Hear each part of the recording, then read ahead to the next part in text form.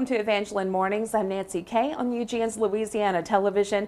Joining us right now is Coach Roy Surratt of Ville Platte High's head coach. How are you doing today, Hi, sir? I'm doing fine, thank you. I'm so glad to have you here today about the passing of Coach Lionel Anderson. And just really quickly, if you wanted to touch on that, about what he meant to you and what he meant to Ville Platte High. Oh, he meant a lot to me. He was a mentor of mine. He taught me in 7th grade, coached me, and then in turn coached with him for several years, and I learned a lot. And we also taught side by side, classroom next door. And he was a great guy, great mentor, great teacher, and I learned a lot from him. And he's truly missed. Yeah, he was a very, very sweet man, and I knew him mostly from being on the city council. Right. Yeah, but he was a bulldog through and through. Yeah, that's right. Oh, yeah, most just definitely. like you are. That's right, most definitely. Yeah, because you started at Ville Platte High when you were, that was where your football career really began. Right, yeah. That's why I went to school. I played football there under Coach Glenn LaFleur. I graduated in 1983. And so yeah, I'm bulldog. I bleed purple. You know. Yeah, I love the Bulldogs, and to be back again, it's a blessing. You know, and it's a challenge, but it's a blessing. Amen to that. And so, have you played sports all your life, like even as a kid? And I started really playing sports at James Stevens under Mr. Farrell Boardlawn. We were the first James Stevens Pups, they called it. The Pups? Yeah, they called it. Yeah, we were the Pups.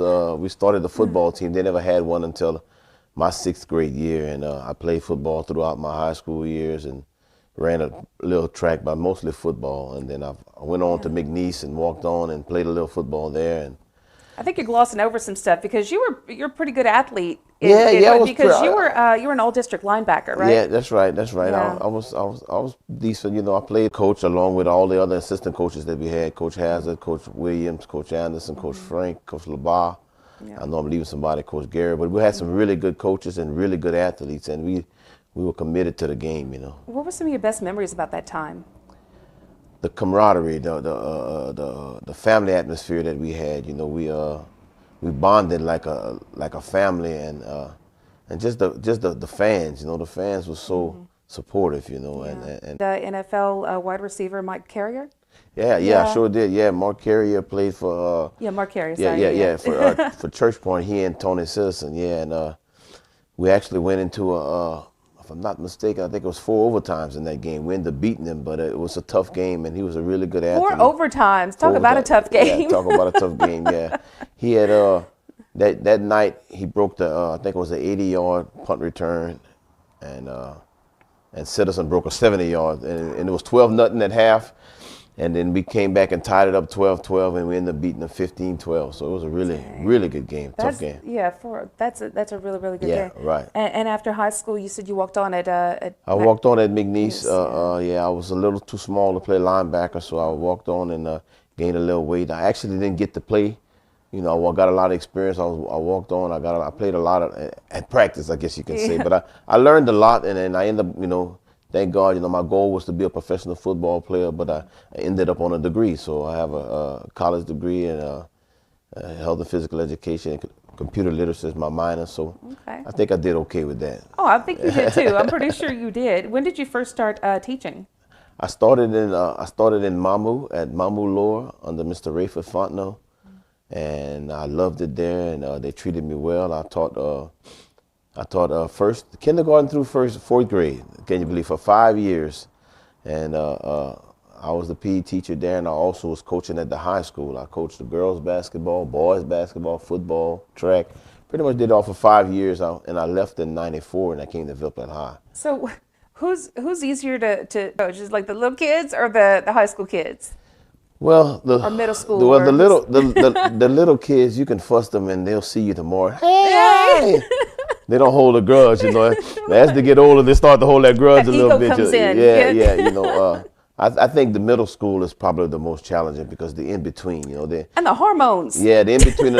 They want you to treat them like an adult. When you do, they cry like a little baby. They cry like a little baby. That's exactly right. So it's kind of tough, you know. But so what after leaving McNeese? So what made you want to come back home? Well, actually, you know, at that time, you had to take the. I had to take they call it the practice now, you know, we call it the teacher's exam, and I hadn't passed it. So I was like, well, I was working at this one place, and then I said, I need to find a job. So I told my mom, I said, Mom, if I don't get if I don't get a phone call from somewhere by the end of this month, I'm going to the Marines. I actually interviewed with the Marines, to Oh, be honest, wow. yes. And I said, well, I'm going with the Marines, but just so happened that I had a job offer in Lake Charles, but then I always wanted to come home. So then when I got the job offer to come home, I didn't come to Ville Platte, but I came to Mamou, and it was a real good decision. Yeah. You know, and I loved it there. My mama didn't want me to leave Mamou after I left for 5 years. She didn't want me to leave, but I wanted to be back home. Oh, yeah, I'm sure. And you said you went to Ville Platte High in what, 94? No, I graduated in '83. I came To teach, right. to coach. I went to Mamou in '89 until '94, and then I went to Ville Platte. Ville Platte High in '94. Yeah. And what were you coaching at Ville Platte High? When I first came, I was assistant football, assistant basketball. Then I eventually became my first head coaching job was the track, and I took love to the track, and we started to do pretty good. And then in 2006, we won we came out state runner-ups, and in case, correct me if I'm wrong, people that's listening, but I think that's the first boot that has ever come to Ville Platte High, which was a runner-up trophy, because I think the girls have 2 runner-up trophies. That must have been a good feeling, though. Yeah, it was. Yeah. It was a good feeling, with the kids, and the people that would come to the football games that I ran against, and it was like, wow, man, because you don't really have a track, and y'all did, the things we did, the kids really worked hard. So, one day they said we're getting the track soon, so that's going to be a blessing for Ville Platte High. That's something we've been wanting again. And when were you named head football coach? In 2007. Okay. In 2007. What was that feeling like when you were finally like, oh, I'm head coach? Well, now? I applied. That was my 3rd time applying, and both times I first applied, I think it was in maybe 99 or 2000, and the guy that ended up winning, I coached with him for 3 years, was Ward Corville. Yeah. And then Coach Elton Williams came back. They rehired him back for 3 more years, and I worked with him. So I said, well, God, I said, if it's meant for me this time, it is. Right. If not, I understand. And just so happened that. So I was able to get it, and I was blessed with a group of good kids and good coaches, and we found some success, so that was great. Very good. And how well did We did pretty good. We won, or we tied for district that first year, and I think it was like maybe, I'm thinking it was like a 15-year or something like that we hadn't, I don't know if we hadn't won the district or hadn't been in the playoffs, but it had been a while, and we ended up making the playoffs that year. So, out of the 5 years, we did pretty good. We went to the playoff 3 times, made it to the 2nd round against John Curtis, and we lost there. We played a good game against them. And it was good to get we got the groove back, again, and the crowd was excited. And like I said, I was blessed to have some really good kids, dedicated kids, and the parents were supportive, and also the fans. I mean, that seemed to be a really good time in your life, because also in 2009 you were honored as an uncommon hero, right? Yeah, That's right. from Tyndale Publishing Company. Now, what is that for, that honor? Wow, that was through the T. Cotton Bowl, thanks to Dr. Tim Fontenot. Yes. Yeah.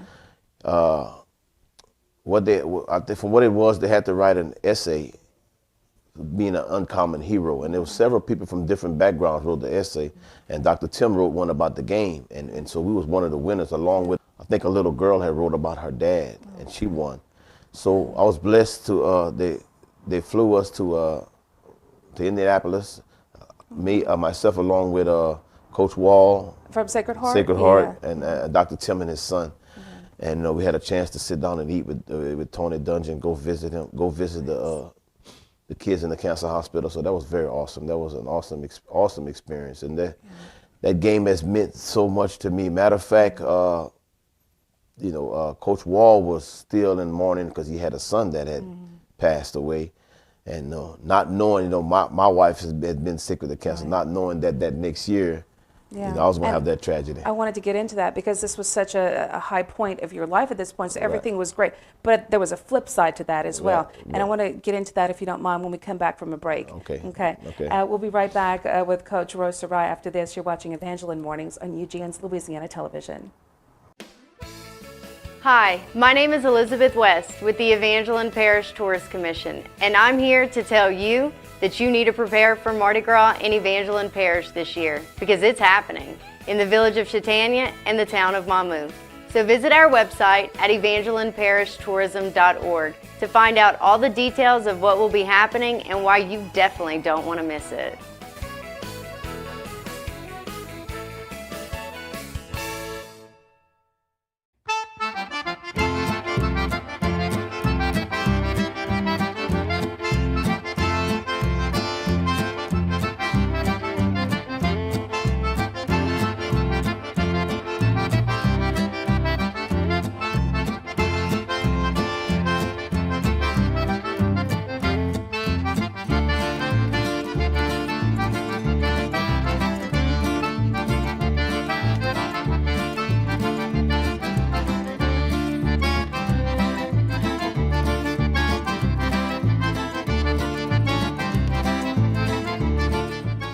Be strong and courageous.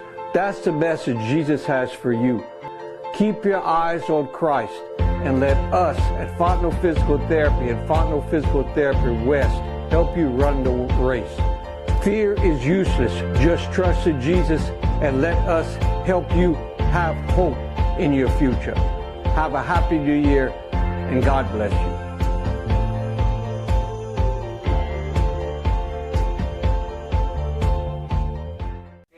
Welcome back to Evangeline Mornings on UGN's Louise. It's happened over the last couple of decades, but especially since early 2000s or so, there was a flip side to that. Right. So you want to tell everybody what was going on at the time?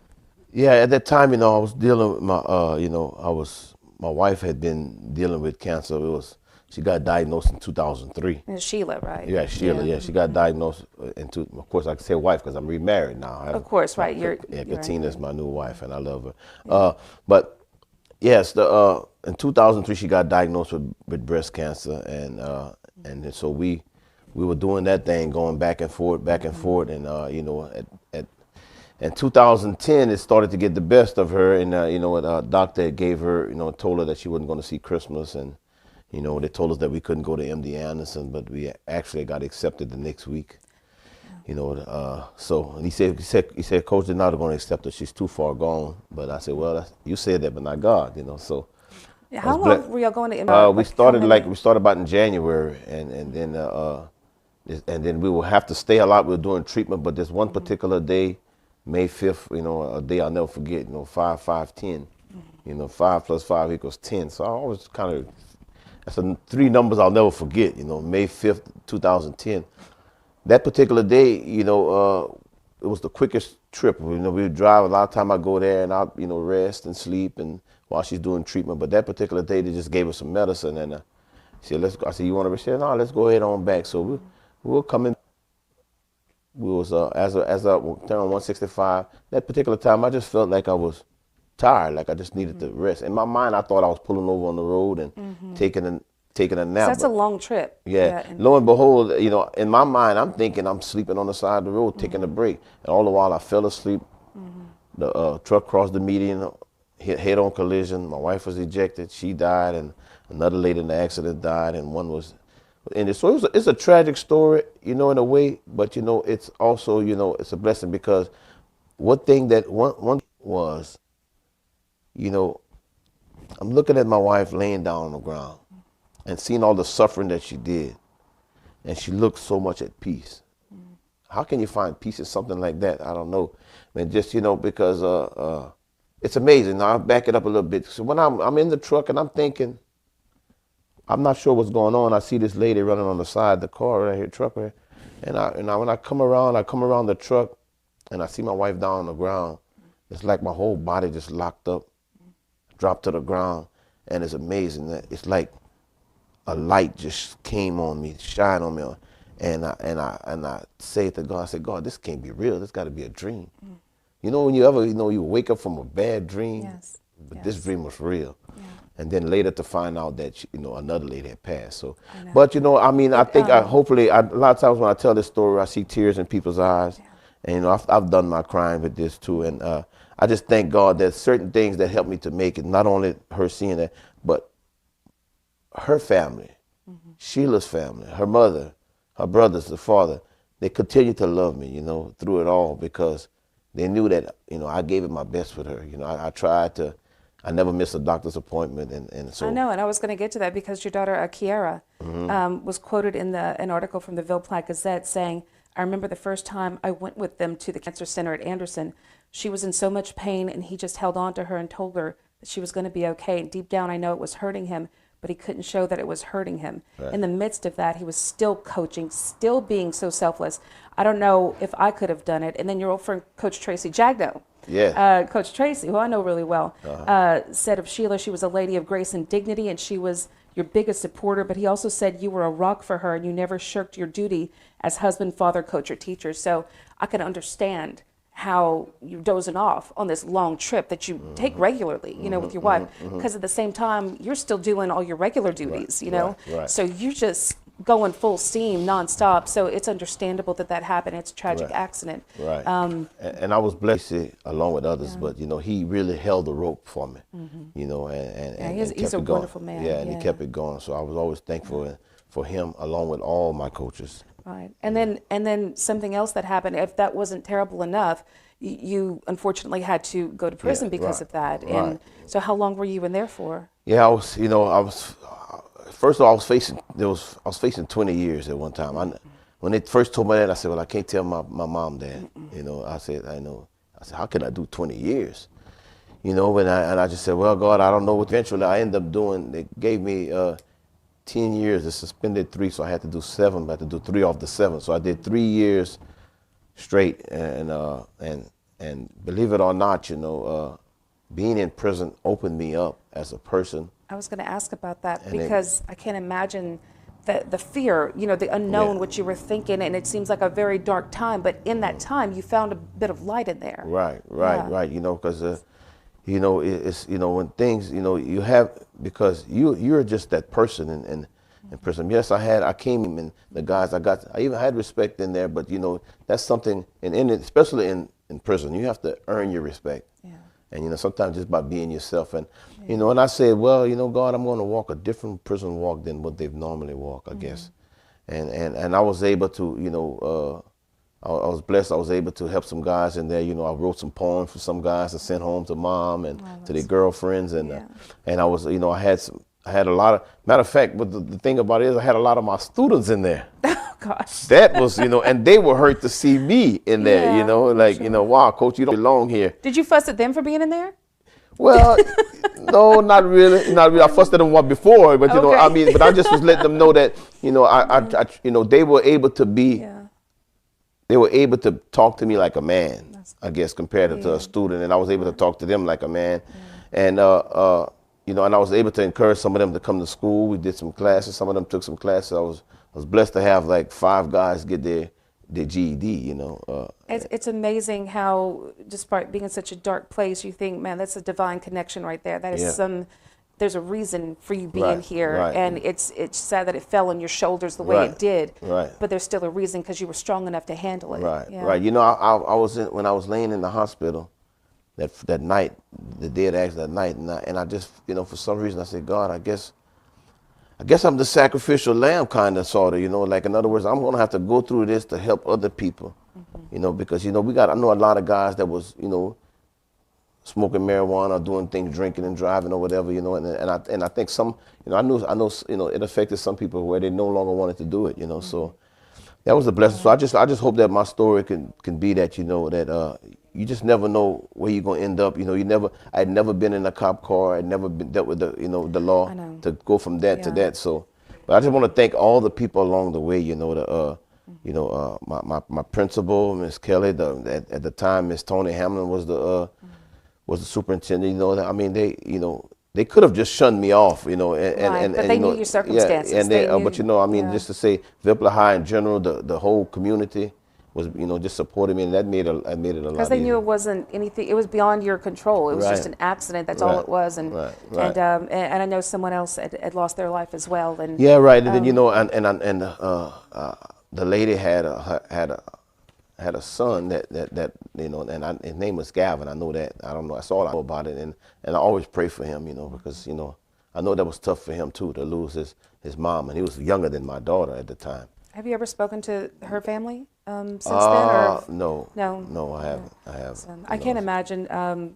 what they must feel. But it's hard to say what I would feel, but I would see the circumstances for what they are, that it was just an accident. Because I would feel, if it was somebody who was drinking and driving, that's something else. But considering it's somebody who was just sleep deprived, taking his wife to MD Anderson, to me, that's a totally different circumstance. And it's just something that happened, But, I must have to mention, though, that I did have some merit. This is just to say. And you look at it today, though, that, I mean, it's mostly legalized today. It's just left over in your system or whatever, but it's not an impairment. You know what I'm saying? Yes, ma'am. And but yeah, I think your story is amazing, and I'm so glad that you've been here to tell it.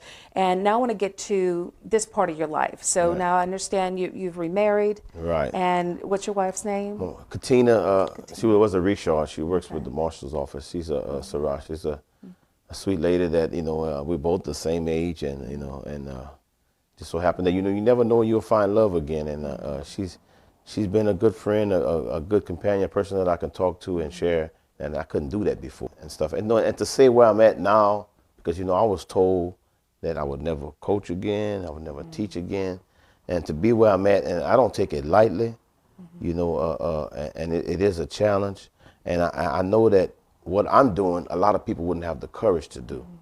And, I was, I'm back in the system. Some people say, man, you got back in there? What you doing going back in there, But, I was able, I'm able to make people laugh. I like to tell jokes, and I like to make people laugh and just let people know that there's hope, regardless of what we go through, we got to keep on living, All those who lose someone in their life, we want to shut down. If I would have shut down, then I'd be shutting down on my daughter. So, you got to, you're going to get hit. If you stand up above the crowd, you're going to get hit with some tomatoes. That's right.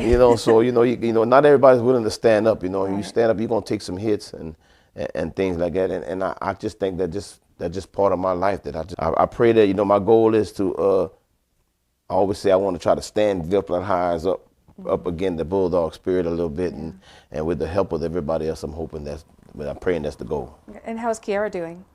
She's doing fine. She's doing really fine. She's married, happily married. She works at the Miles Perret, which deals with the cancer patients. Yeah, so it's amazing. She has a story, and she's a strong little girl, and now I find out she lifts me up. And in the evening, we talk every day. Even when I was incarcerated, we talked every day. I remember reading that in the Ville Platte Gazette article, and how difficult it was for her, for just losing her mom and then having to go see her dad in prison, and how she didn't want to cry in front of you. Right. But then she'd leave, and because it's terrible on a 17-year-old. Right. To go through all that family. Right. To help with her. The week before graduation.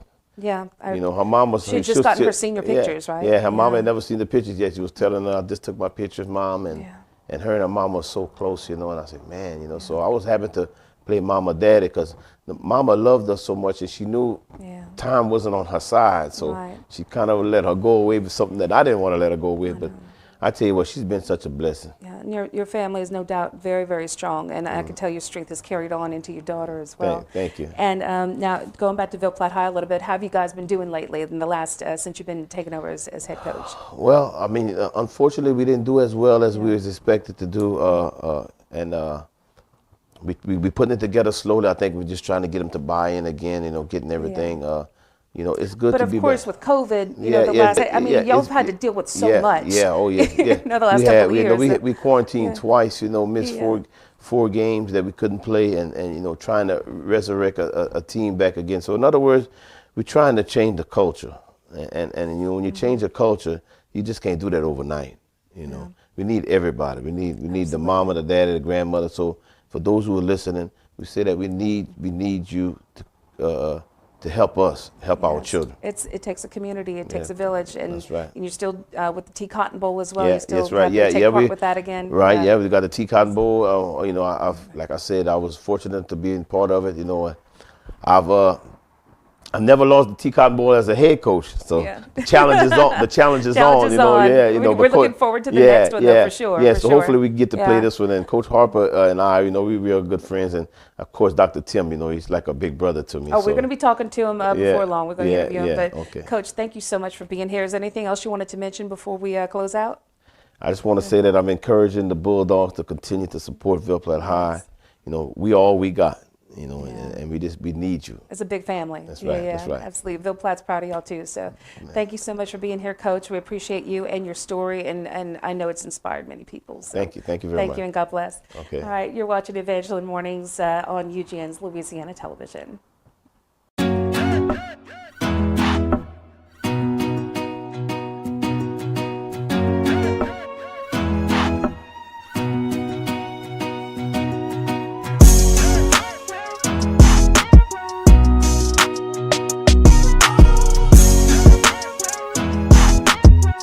At 1319 South Chautauqua Road is Paul's Specialty Meat Market and Grocery, where fresh meat and good service equal a great experience. Specializing in smoked meats, specialty meats such as stuffed roast, holiday turduckens, boudin, cracklin, fryers stuffed with crawfish and cornbread, and large freezer specials, providing fresh smoked meats to the community for 27 years. Grocery, 1319 South Chautauqua Road, Ville Platte, Louisiana, where fresh meat and good service equal a great experience.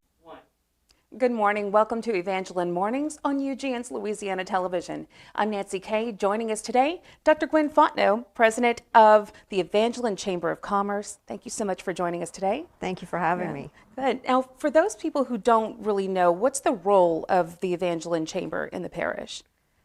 The Chamber, in short, is really a network of resources. And our job is to advocate for small businesses and also to help to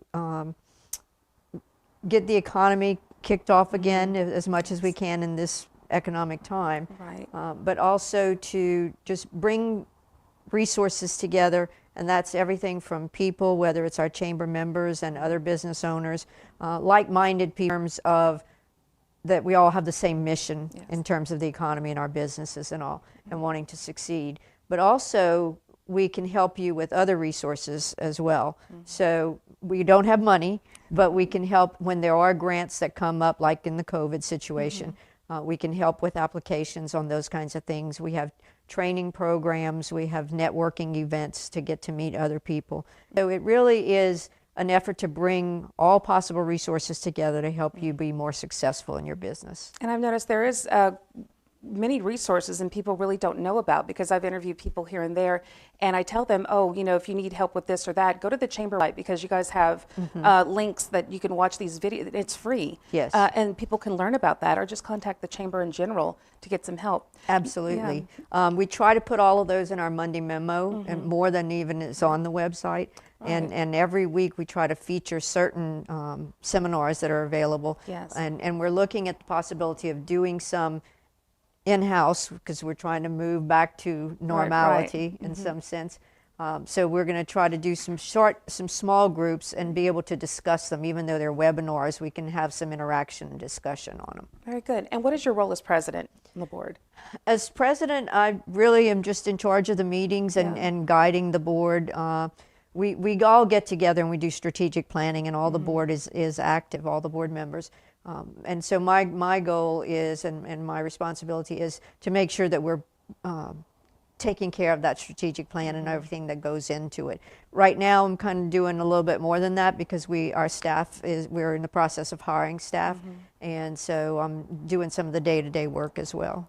Well, how do the local communities and local governments support the chamber? The chamber is a 501c6, which means it is a membership association. And because of that, we can't get outside grants like a 501c3 does. Every now and then there's a grant that we would qualify for, but not very often. So our financial support comes our fundraisers, like our annual banquet that we do, any kind of event that we do that we charge for, then that's where we get our resources. But we're very fortunate because we have the city of Ville Platte provides us with a meeting place. And so we have free rent, we pay utility, but that's a tremendous help for us. Yes. Other than that, we are, let's see, I know there's something else that I'm missing in terms of support. So yeah, so the city of Ville Platte lets you, because you're in the yes. same office with tourism. Correct. Right? Yes. And also, we have a cooperative endeavor agreement with the police jury. And so what we have agreed to do with them, which we've been doing for years, is to provide service not only to our members, but to non-members. And they provide us a small stipend for doing that. Good. To make sure that we're growing the economy, not just with the membership. Very good. Now, a minute ago you were talking about the hiring process and replacing staff, and what's the reason for replacing the staff anyway? Well, we unfortunately lost both the executive director and the administrative assistant at the same time. And I think maybe we succeeded too well in our job as chamber, because Tobin DeVille was doing training and doing the job as executive director part-time. And he had an opportunity to go back to full-time training, which is wonderful because COVID had really taken a hit, you know. Yes. And then at the same time, we had Trina Ogeron was our administrative assistant, and she had gone through some small business classes that we had grow her own business. She has a small business that she operates out of Pine Prairie, and she decided that she wanted to go full-time and try to grow that business. So it was a loss for us, but it's something you have to be proud of, that they're succeeding. Yeah, it's a loss, but it's good news all around. So what are you looking for as far as an executive director and admin assistant? Well, one thing that we did is the board decided to take their time and really evaluate our processes and see what was the best model for us to use, and whether it's an executive director or something else, whether it's to hire one person or two people. And so we've been looking at that process, and there's a committee that's specifically looking at it, and they are getting really close to making a recommendation to us, and then also writing the job descriptions. So I can't fully answer that now because they haven't made the recommendation to us. But we definitely are looking for someone who is going to be heavily engaged with our members, someone who's going to be creative in looking at programming that we need. Those are just two of the things that we know we're going to be looking for. Very good. Yeah, I know Tobin was doing a very good job. Yeah, and I know it's hard to lose him, but I'm glad that he and Ms. Ogeron also, she was doing a great job. Yeah. So now. The remainder of the board's term, I know it ends on June 30th, Correct. which it's far away, but time goes by so quickly. And we were just talking before how January just flew by. Yes. Usually that's the longest month of the year, it seems. So what does the board have planned in the next 6 months, or now 5 months? Well, we have a lot that we're looking at. We are looking, first of all, we want to maintain our fiscal responsibility and do it well, and we want to be efficient as well as effective. So part of that review process is to make sure we can do that. So one thing that we have done is that we have decided to outsource our accounting, and that way our staff can focus more on our members and not have to be doing the accounting work. Another thing that we're looking at is to implement some association management software to make us more effective and not have to rely so much on clerical work, because a salesperson or a membership director or executive director can put information into the system, and it will go and feed the website. And so you can just put things in one time instead of 3 times. Oh, good. And make it, a lot more usable. And so those are a couple of things that we're looking at. But we're also, in our strategic plan, 2 of the objectives out of the 3 deal with membership and engagement. And so we're definitely moving in that direction we've always been involved with membership. That's what our organization is. But we're trying to get a more personal relationship with our members. And for an executive director to do that alone is very difficult. So Renee Brown, our president-elect, and Chris Lampke, one of our board members, put together a program similar to the police jury and the council, town council programs, where they have a councilman who's assigned to a district, or a police jury who has a district. Right. So we now have districts throughout the parish for our members, and our board members are assigned to those districts. So they're going to be calling people, we're just implementing it now, they're going to be calling people and talking to them, introducing themselves and saying, I'm here for you. You know, if you don't feel comfortable calling the chamber or whatever, they're going to build a relationship so that they can help them individually. I think that is wonderful. And I was getting ready to ask, are all the communities represented by the board? But in this way, kind of now that they have districts, so they will be, essentially. Well, and the board members don't necessarily have to be from that district. Right. For example, I have the Mamu and Basile areas, and I'm just close to them. And I know some people in those areas because I'm in the You try Vidrine to area. get where everyone can be effective the most, Right. right? Yeah. So yes, everyone will have a representative, whether they're from there or not. Very good, Yes. very good. Now, how will any of that change when the new board is elected? But before we get to that answer, we're going to have to take a quick break. Okay. We'll be right back with Dr. Gwen Fontenot. You're watching Evangeline Mornings on UGN's Louisiana Television.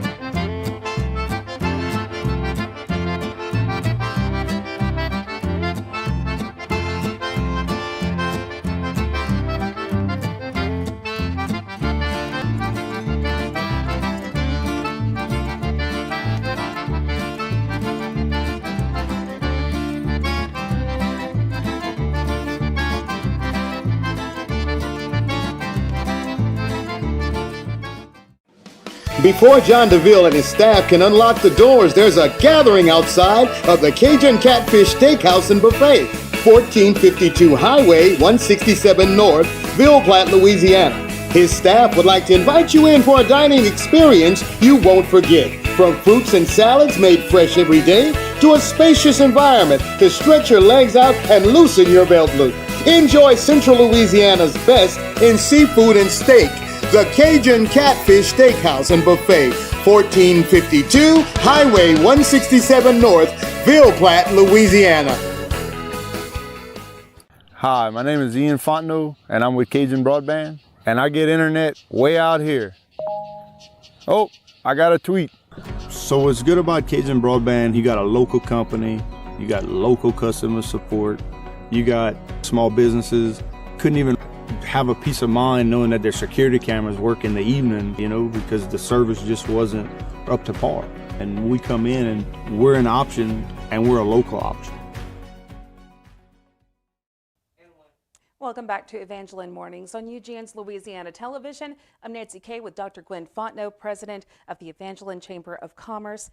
And before we went to break, we were talking about things that the Evangeline Chamber hoped to accomplish before the board's term ends in June. So how are these changes going to, how will those changes, when a new board comes on board, like how is it going to affect them? Okay. Well, first of all, our board rotates, and so we have some board members who stay on it, so it's a 3-year rotation. So the board members are not going to all be going off this year. So really it's all based on the strategic plan and every year plan, but we review it every year. And then if something changes, like COVID came about, then we make changes to it. But otherwise, we just continue building on it and growing the initiatives that we want to do. Very good. And speaking of the initiatives, what are the latest initiatives that Evangeline Chamber is involved in? Well, the one that I just mentioned, we're really excited about because that's going to get us out there. One of my passions is that we diversify the chamber geographically, actually in all ways diversify, but geographically. In 2018, we became a parish chamber. And so I have been really working hard, and this board has been working hard to find ways to bring in people from other areas as well. Okay. So like in Basile right now, we don't have any members, but we started making contacts there, and it's going to take a while to build it up. Mamu has a few, but we've been working with them to build it up, to get to know them. And you just can't walk in and say, hey, you need to be a member of the chamber. Right. So we're building activities and building the trust and trying to show them the value in the membership. I know you've had community meetings. Yes, and it seems that the public is very receptive and owners are receptive. And we're getting ready to start that again. We are going to have 2 in the next month in Ville Platte. And in fact, the dates just came out today in the Monday memo. So we're really gearing up to do that again, because the members told us that, those who participated told us that it's one of the most valuable things they've done with the chamber. So yes, and because for so long it was the Ville Platte Chamber, and people have to start. It was only in the last couple of years that it was 2018. Yes, so that it became the Evangeline Chamber for the whole parish. But it seems like some people are still trying to learn about that, or they haven't, gotten the memo on that. But I'm glad that you guys are reaching out to them. Right, and we're trying to really push that so that they know that. Right. Some other things that we're trying to do is, you may remember the Refresh, Rebuild, Reconnect project, where we started with Ville Platte Main Street and trying to freshen it up and do some facade changes on it. We're also starting to work with MAMU on that, as well as continue the Ville Platte effort. So I'll be visiting with the town council this week about some potential grants that we can get to help the MAMU area do some of the same things. Very nice. Now, whenever it comes to, you had mentioned diversifying the chamber as far as geographically, but looking at the member directory, it seems the majority is Caucasian-owned businesses and Caucasian individuals. Now, there are a few minorities, but how do you plan on diversifying to include minorities, whether it be African-American? We have a large Asian community that people may not be aware of, or just, Latino, or et cetera. Yeah. Well, the first step is getting out to all the communities. And right now we are very heavily Ville Platte oriented, because that's what we were for all these years. And so we have diversified a fair amount, considering the length of time that we were just in Ville Platte. And we have Mexican and African American and male and female, young and old, on our board now. And so that is helping us to reach out to other people to diversify the membership of the chamber. But one of the things that is really important to me, and I believe it was, I think it was Ross at Carey's Rue, who said we need to have a kind of market area where we all come together as businesses from all over the parish and tell each other what we do. Yes. Because we don't know who the businesses are. Right. And so we've been really working to find out who those people are. And that's one of the reasons that the Chamber got involved with this program with the Louisiana Television and Evangeline Mornings, is because we can share Chamber members and non-Chamber members and who they are and what they do and where they're located. And so, thanks to this program, I've gotten a whole new list of minority potential members, and just learning about businesses that you just never knew were right here in your backyard. And so that's really a big plus for us as we go out with the representatives in the districts, to be able to talk to all those people and bring them in. And we try to invite them to our activities as well, so that they can get to see what we do. That's good to hear. That's good to hear. Now, when it comes to existing members, we see, because it's such a small rural parish and so forth, we tend to have maybe some older business owners who maybe don't keep up with technology the most. But I know in the last couple of years, the Chamber's been trying to introduce more technology to get more marketing done with social media and so forth. Have they been more receptive, the business owners? Yes, they have. What I'm finding is that people just don't have time. They have their family life, and that's it. It's when you want them to come to a seminar or something, it's really hard to get the time. So we're continuing to work on how can we do that and do it more effectively. And that's one of the things that the round table came about because of, so that we can, just take 7 or 8 people at a time and let them get to know each other better, and they form relationships, and then maybe they'll do another group with another 7 or 8 people. Yeah. So it's really a challenge, but we're working hard at that. Very good. Now, we keep talking about getting new members for the Chamber, but what are the benefits? Why would somebody want to join the Chamber? Well, the primary benefit of wanting to join the Chamber is of all the resources that we can bring together. And so what we're looking at is to be a member of the Chamber is more than just saying I'm a member. And it's like going to a health club. If you don't go, you join the health club, but you never benefit from it. Right. So what we're trying to show our members is, and potential members, is that you need to be involved and you need to be engaged. And so it's our responsibility to give them programs that will engage them and benefit them at the same time. So I would say that If you want to be a member of the chamber and get some social activity, that's good, because we're more about helping you succeed. And so some people, we have volunteers who will help you with accounting work. We have the SBDC in Lafayette who will come in and do some counseling with us. We can work on your, help you if you are in an opportunity zone and you want to open a business in an opportunity zone and don't know what that is, and want to know some savings that you have. There's some historic fund district funds. All these things are out there, but most people don't know about them. Right. And so I would say, just ask, call the chamber and say, what can you do for me? Yes. And then we can start the dialogue to say, well, where are you in business? How long have you been in business? Or what are you starting? And then we can just go through a process to be able to help them with their business. Now, getting a little more personal, what's your reason for being involved in the chamber? Now, why did you want to take on this role as president, and what does it mean to you? I can say it was not planned. I'm very honored to be in this position, and this is my second term, so my final term. But when I moved back to Evangeline Parish in 2018, end of 17, I wanted to know what was going on. I was on break from teaching at the university and administration at the university, and I moved back here, and I just wanted to keep in touch with business because that's my background. And so I joined the chamber just to get an idea of what was going on, and surprising to me, like you were saying, you had been nominated and it was a surprise. I was nominated for the board and then elected and elect. So it came all at one time. So I got a real good baptism, if you will, into the chamber because of being on the board that first year. But it was great because I'm not a person who typically will go out and meet a lot of new people. And this made me do it. And so if it's part of my job, then I can be an extrovert. If not, I'm an introvert. Yeah, I'm a total introvert as well. People say, but you host a show, doesn't matter. Yeah, It's only for a few minutes each day. So that was good because I got to meet people and know people in different positions. You know, it could be the business owners, it could be some of the government people, it could just be anybody. But I get to meet customers and all managers and everything. And so it's been really exciting for me. And I love to make change. And so this was just a God-given opportunity, really. And I know why people nominated you, because you really do. If you want to tell people you're a PhD, so tell them what that is in. What's your subject? My subject is marketing. That's perfect. Yeah.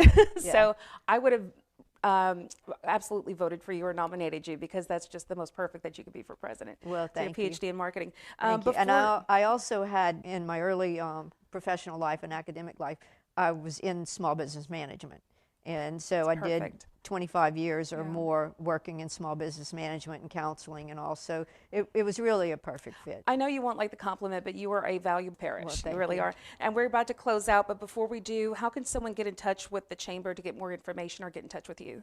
Right now, the best way is to either call the chamber office at 337-363-1878 or email evangelinechamber@gmail.com or email me at president@evangelinechamber.com. And sign up for that Monday memo. Yes, Monday memo. Read your Monday memo. Sign up for it. All members get it, but it's really important to read your email and your Monday memo. Good. Dr. Gwynn, thank you so much for being here as always. We appreciate everything the chamber has done for us at UGN as well, and what you guys are doing for the parish. Well, thank you. You're doing a great job, and we appreciate it. Thank you. Thank you. You've on UGN's Louisiana Television. We'll be back after this.